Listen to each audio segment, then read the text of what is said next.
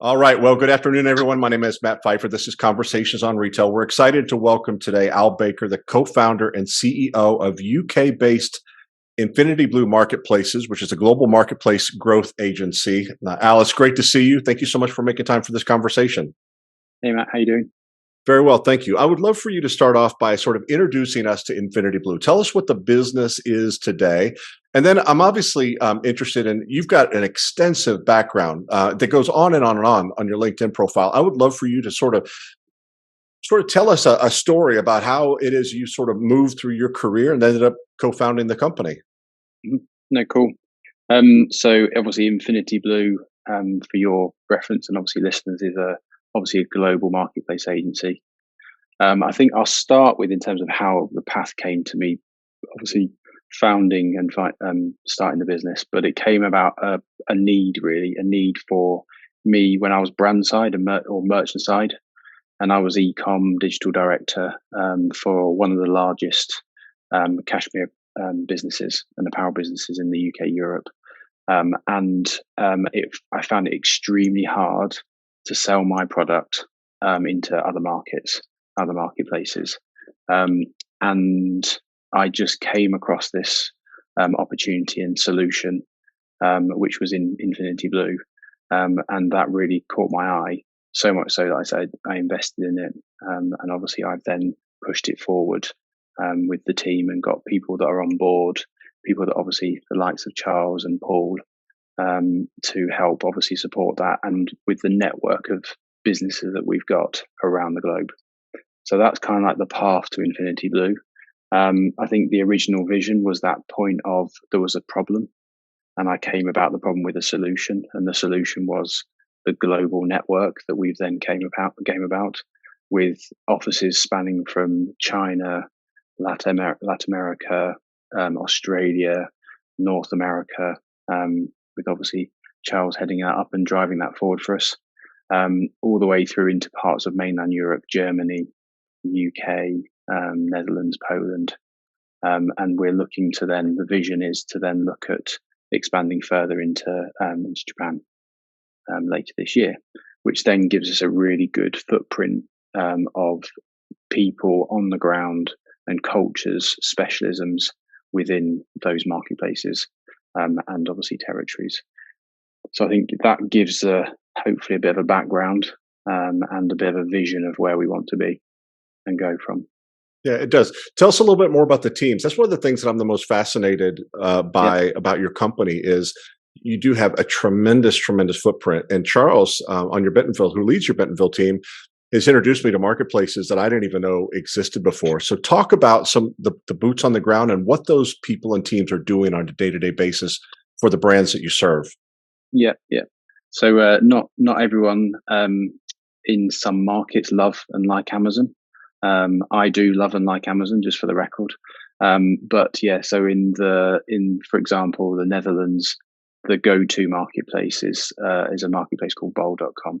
Amazon is there, but the presence is there. So we've got these nuances of, in certain markets, Amazon or the other big players aren't well liked, well known, and obviously the go-to place. So the teams on the ground in those cultures are able to we've either got them from that marketplace, the key marketplace, we've employed them to then grow it, and they also speak the language. They know the different nuances, the customer behaviors online and within digital, so they're able to then really home in on what people want to see and buy. Yeah, good stuff. Talk a little bit about your sweet spot. Obviously, you're not for everybody. There's some brands that would be a great fit, some brands that would not. Are there categories where you seem to be more successful? Is it on a country by country basis where there's variation? Is there a size of business? I'm just trying to get a sense for, especially for the US based companies, who should be thinking most about engaging you and your team and exploring some of these other e-commerce marketplaces outside of the US? Yeah. So I think in terms of the size on that point, there isn't really an exact size of business that we go for. Again, we have helped and we do help businesses that were in almost their infancy, their startup mode. Um, a lot of the things we look at is you hit the nail on the head. We look at the country because in some countries, categories will be stronger than others. Um, so what we generally look at is we look at the brand, the category, um, and then we then find the right marketplace to fit it. And some categories are quite difficult in marketplaces. We know that obviously certain grocery sectors, frozen, apparel can be quite hard as well, depending on what it is. You wouldn't put a luxury fashion brand onto Amazon necessarily. So I think it's those sweet spots in terms of the product, the category, the brand, and obviously then which marketplace. But based on our ability to quickly do global analysis through the teams and through the network within the boots on the ground, we can quickly, within 24, 48 hours, put together a reasonable case to say this brand would do well in the US, but don't try and sell it into Australia because it won't do well. So the market you want to grow into is in the US, for example. So Charles Cottrell is a great evangelist for your company. Talk a little bit about his role and what the team in Bentonville is doing. What's their mission? Their mission is basically, and I've known Charles now for a few years, and I think we met as a mutual. He was working somewhere else. We were partnering with a particular partner, and obviously they needed support in mainland Europe and UK to grow. They're already quite established in the US, but they were established but weren't doing very well. And that's how obviously me and Charles came upon to meet each other, and we just got on really, really well. So much so he saw the vision and he got really excited by it, as did I in those initial going back when I first came across the potential, as I mentioned at the beginning. And I think Charles and the guys that we're talking in other parts of the world, they do get really excited about how quickly we can get cross-border brands and products where not many other businesses like ours can do that. And I think Charles is there to grow that North America part of the network and the business, and find those people, those sweet spots that we need to then either grow it within the market, but also knowing that he's got a big network of people and individuals and small businesses that can help him take his clients across border. Yeah. I think it would be easy to assume that the boots on the ground, the teams that you've got in place in these many markets where you have a presence and an expertise, I think it would be easy to assume that most of the people there are just doing data entry, taking content from one platform and just plugging it into another and moving on and on. But there's a lot of nuance to it. There's a lot of expertise to it. Mm-hmm. And I think that's one of the reasons, obviously, in the story that you and Charles and Paul and everyone else is trying to tell, that's the real strategic advantage. It's not just that you have access to these marketplaces. It's not just you have sort of a high level contextual understanding, but really digging deeply into how it is to make each of these individual platforms perform, right? Mm-hmm. Yeah. So it all starts from probably the strategic side of things. So we've got a very rigid list of objectives and questions that we on these initial calls we have with our clients, we go through. And we just find out as much, almost like a discovery session on that first one or two calls, which then enables us to do that analysis that we talked about before at a strategic level. And that's even before we even sometimes speak to some of the teams. We've just got that access to do that. And then the day-to-day side of things, that's obviously once the client's onboarded, we've got product into that market. And a lot of people as well, that, like I said, there's a lot of people that can sell on Amazon. They can sell on these other marketplaces. But what they can't do is they can't do the bit before. So they can't advise and help brands get a product from their market or from a market where it's been made into a new market easily. And we can with all the connections that we've got. So like I said, into mainland Europe, you have to make sure you've got certain VAT tax as with it, the rest of the world. We can do that. So the process starts with that discovery session, and my sense is you're probably turning away as many brands as you're welcoming in, just because some businesses are not quite ready to take that step. What would be some of your favorite platforms and even favorite countries? Because a lot of us in the U.S. obviously we're very focused on our own market. It's a great big market, and we talk about China and some of the other great big markets. But a lot of what you're doing, it's with marketplaces we've never heard of and countries that maybe we wouldn't have thought of. Mm. What are some of those that you're the most excited about right now, and might be a surprise to folks?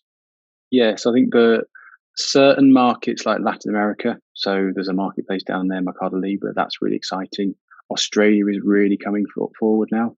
So the e-commerce, the digital, I'm sure you and obviously everyone going to be listening will know that anyway. But that's really exciting down into Australia, which is why we've obviously now got a footprint, people on the ground down there. Um, but yeah, there are nuances. Poland's got a brilliant marketplace, Allegro, as does the Netherlands with Bowl.com. So I think they are, you have to know what you're doing. So they are quite different in some respects. So, but yeah, I think sometimes it's less. I get less excited about the marketplace. I get more excited about the product and the brand and what we can do for that particular brand Hmm. and product. Where do you think that U.S. brand, and you've kind of answered this question already, but I want to really bring emphasis to it. Where do you feel like U.S. brands are missing out? Obviously, the U.S. market, in my opinion, at least, is becoming more and more a winner takes all. Maybe that's not the right way to present it, but with consolidation at retail, consolidation among the brands, um, there, I think there's all the more emphasis on getting this market right. But that happens at the risk of missing out on some of the other markets that are maybe not as important today, but are going to be critically important tomorrow. Speak to maybe the risk of missing out at the beginning, and talk about maybe some of the first steps that brands beyond that discovery session might be considering in order to dip a toe in the water. Yeah, I think a lot of brands that I speak to on a regular basis are really concerned that they don't have this type of specialty in house. So they don't have a person that can that can understand international, and they just think it's expensive. They just think, oh, it's going to be too expensive. It's going to take away people's attention to the US market. But actually, with working with someone like Infinity Blue, we can do it really quickly, really seamlessly. It doesn't cost the earth, and we can, because of the network, we can get product in and out of the market. So I think that's the biggest thing I'd say is that, and they are missing out on revenue, absolutely. So incremental revenue to their bottom that can go straight to their bottom line. They are missing out on that for sure. Yeah, I like what you said about the distraction factor because even more than a resource factor, I think that is one of the greatest risks. Is if you take your eyes and Yeah, attention off of what's most important, you don't end up doing anything well. And so the fact that no. you've got the ability to really sort of take over the And operation for them, I think is yeah, key. and one of the things we have also found is the fact that budgets and costs. So we know that obviously costs, margins are all getting squeezed. Costs are going up, margins are coming, like I said, getting squeezed. So where we can come in again because we've got these pockets of specialists in market, and some markets for getting specialists is a lot cheaper than in the US, and for example, in Australia as well. So actually finding specialists that can cover a multitude of marketplaces is a lot more cost effective. So that whole piece of saving costs, margins, we can really help with. And we've got a really robust process, which then outputs into a really nice digital like marketplace P&L that we can then form and say, right, this will be your profit if you work with someone like us. You spoke a moment ago about some of the markets that are really hot right now and some of the platforms that you're the most excited about. But what's next? What markets and what platforms are beginning to heat up that no one really needs to be jumping to engage, moving quickly to engage today, but that they should be paying attention to because maybe in the next 12 months, 18 months, 36 months, they're going to be a lot more meaningful. Mhm. So I think some of the marketplaces down in Australia, they're the ones that I think people should be keeping an eye on. And again, I think the smaller ones that they think, oh, there's only like 8 million visits to this one. It's tiny compared to the Amazon in the US and Walmart and Target, and the other big ones in the US. They're the ones they should be looking out for, because you add all those up, and they will then become really, really important in the long term. Um, Something that me and something just to point out. So another thing, going back to your question before, me and Charles and Paul had a conversation a couple of weeks ago around this whole risk and reward piece, and I think people are in the US specifically, we're finding, um, are have got a real risk averse because of their worries about that taking people's attention away. And actually, if they can just open the minds a little bit, the reward could be great. So I think that's something just to highlight. Yeah. Well, you think about the very early days of e-commerce in the United States. There were brands that were the early adopters, if you will, that engaged early and spent money when it didn't seem rational, and they're the ones that really reap the greatest benefit as the explosive growth was realized. And I think it's going to be exactly the same way Mhm. in a lot of these other markets.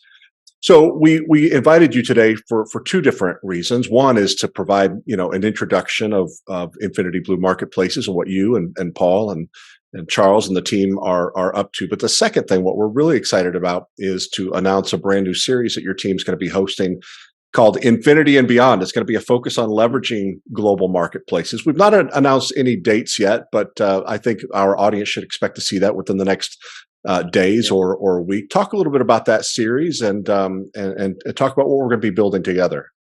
Yeah, no. So I think it's going to be it's something we've talked about for a while. And I'm sure everyone's aware. Well, me and Matt have what we'd like to do, but I think it's bringing in not just me, but also bringing in key stakeholders into the business, the people that are instrumental in the growth of the network. So people like Charles and Paul, the guys down in Australia, bringing them into as well, and having those guys talk about their own markets and the specialisms within those markets, not just about growing their market, but growing the brands across border and internationally.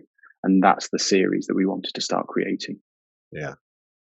Well, what's most exciting? Obviously, we're going to learn from the technical experts, the people that are bringing the products on and optimizing them and growing them.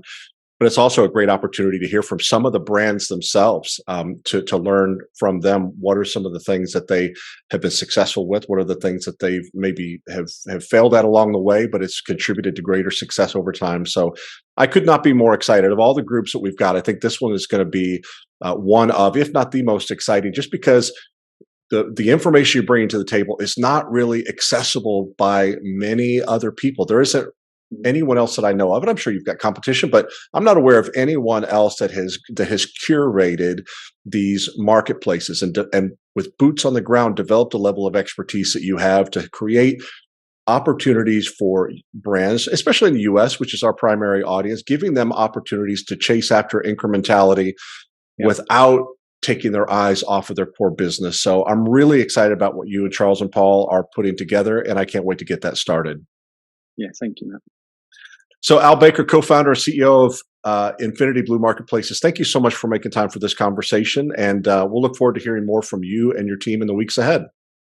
Thanks, Matt. Appreciate it. Have a great day. Yeah, you too.